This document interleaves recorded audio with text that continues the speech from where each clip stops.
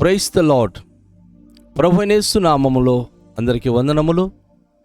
యేసయ్య మాటను ఈ కార్యక్రమాన్ని వీక్షించడానికి ప్రేమతో మిమ్మల్ని స్వాగతిస్తున్నాం. ఈ దినము అపోస్తలుడైన పౌలు గలతీయులకు రాసిన పత్రిక 3వ అధ్యాయము 23వ వచనం నుండి 29వ వచనం వరకు ధ్యానించుకుందాం. విశ్వాసము వెలుడి కాక మునుపు ఇక ముందుకు బయలు పరచబడబో విశ్వాసము వల లభింపవలసిన వారముగా చెరలో ఉంచబడినట్లు మనము ధర్మశాస్త్రమునకు లోనైన వారమైతిమి. కాబట్టి మనము విశ్వాస మూలమున నీతి మంతులమని తీర్చబడినట్లు క్రీస్తునొద్దకు మనను నడిపించుటకు ధర్మశాస్త్రము మనకు బాలశిక్షకుడాయెను.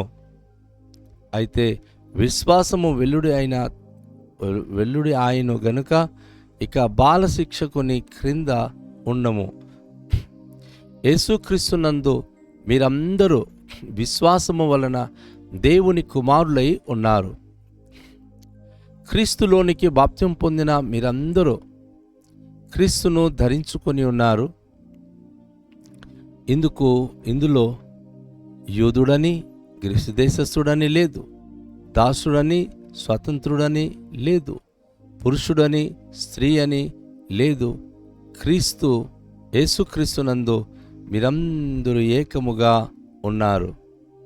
మీరు క్రీస్తు సంబంధులైతే ఆ పక్షమందు అబ్రహాము యొక్క సంతానమై ఉండి వాగ్దాన ప్రకారమ వారసులై ఉన్నారు. ప్రభునందు ప్రియమైన వాళ్ళారా, ఈ వాక్య భాగంలో ఒక విశేషమైన మాటలు మనం గమనిస్తూ ఉన్నాం. మనకు ధర్మశాస్త్రం అనేటటువంటిది ఏ రీతిగా పనిచేసిందో అపోస్తలుడు పౌలు చెప్తా ఉన్నాడు. బాల శిక్షకుడుగా అది మనకు త్రోవ నడిపించింది అనే స్థితిలో అభివర్ణిస్తున్నాడు. విశ్వాసము వెల్లుడి కాక మునుపు, యేసుప్రభు రాకముందు విశ్వాసం అనేది చాలా వరకు అరుదు.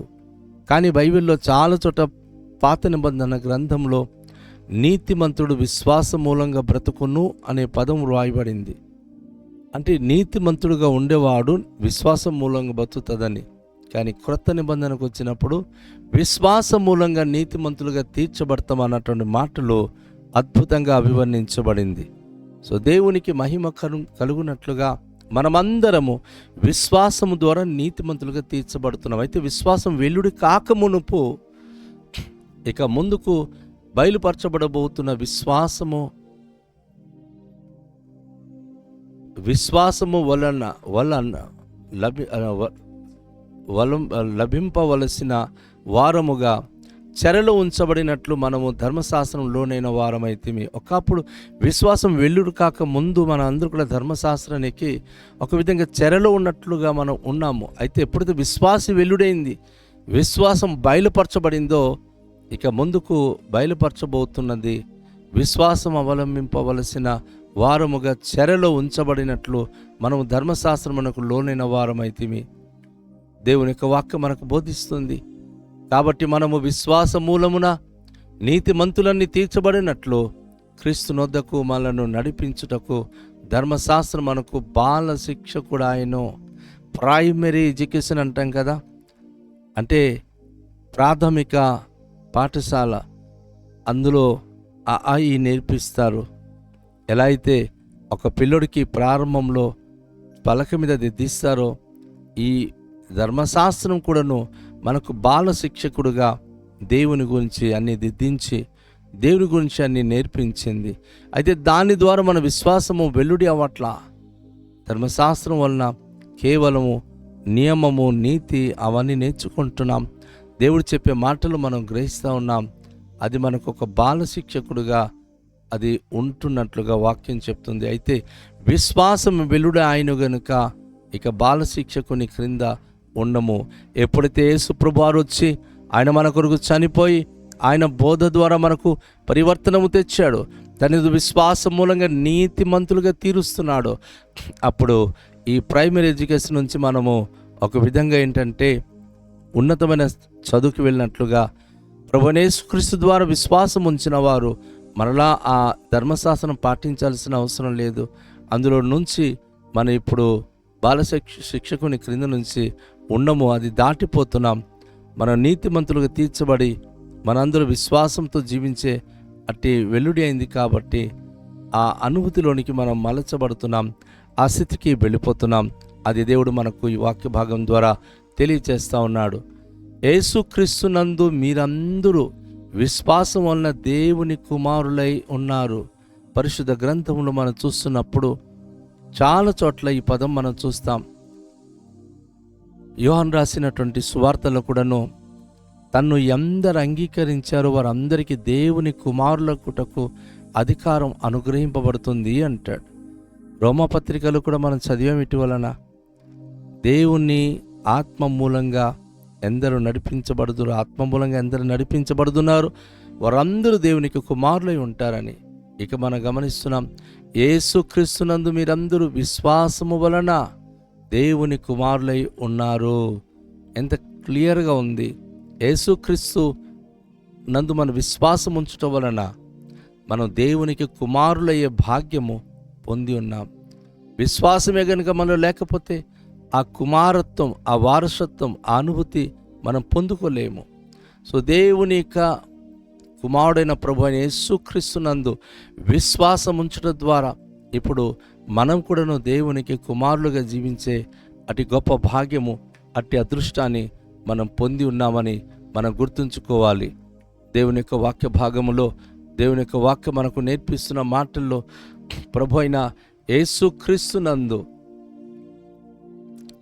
క్రీస్తులోనికి బాప్తిస్మం పొందిన మీరందరూ క్రీస్తును ధరించుకొని ఉన్నారు.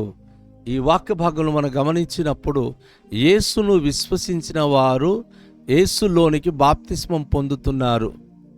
వారు ఏం చేస్తున్నారు? క్రీస్తును ధరించుకుంటున్నారు. అపోస్తలుడు పౌలు ఎంత మర్మంతో కూడిన మాటలు ఇక్కడ తెలియచేస్తున్నాడు. నిజంగా ధర్మశాస్త్రానికి లోబడి ఉన్నంత కాలం వేరే జీవితం. కానీ ఏ రోజైతే యేసు ప్రభులోనికి వచ్చి యేసును నమ్ముతున్నామో ఆయన పేరిట మనము బాప్తిస్మము తీసుకుంటున్నాం. యేసులోనికి బాప్తిం పొందిన అందరూ క్రీస్తును ధరించుకొని ఉన్నారు. చూడండి ఇక్కడ ఎలాంటి ఆ స్టెప్స్ ప్రభు మన కొరకు ఆయన నియమించాడంటే, క్రీస్తును నమ్మిన వారు, ప్రభువైన యేసుక్రీస్తును విశ్వసించిన వారు దేవుని కుమారులు అవుతున్నారు. యేసులోనికి బాప్తిం పొందినటువంటి మనమందరం కూడా క్రీస్తును ధరించుకుంటున్నాము.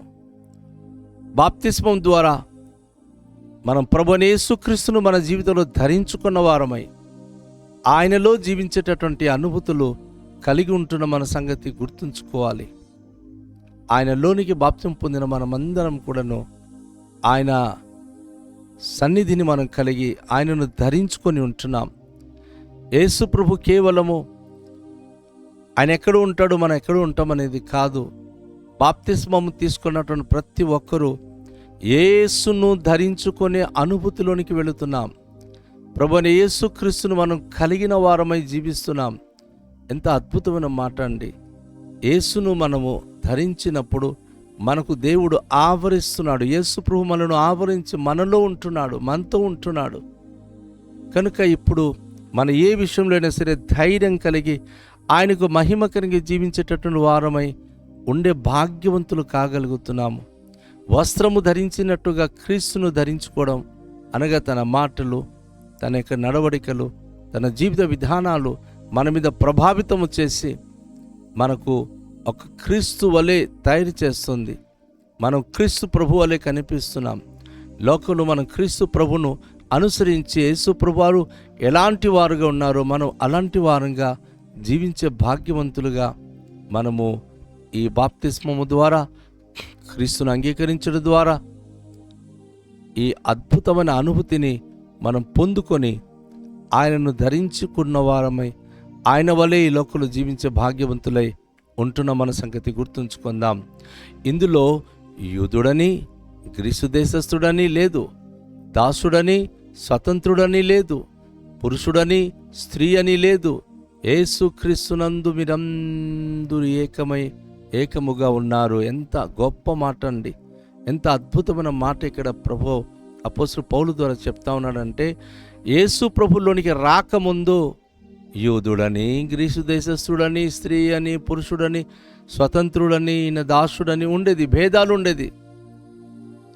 యేసు ప్రభు దగ్గరికి వచ్చిన తర్వాత ఈ మనుషులలో ఉన్న భేదాభిప్రాయాలంతా కూడా వెళ్ళిపోయి భిన్నత్వంలో ఏకత్వం అనేటటువంటి అద్భుత అనుభూతి కలుగుతుంది.